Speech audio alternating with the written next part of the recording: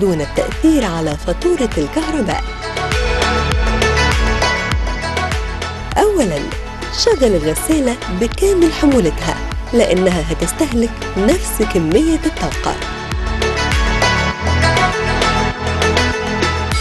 ثانياً، استخدم درجة حرارة مناسبة طبقاً لدرجة اتساخ الملابس. ثالثاً، حافظ دايماً على تنظيف مصفاة مياه التغذية والتصريف.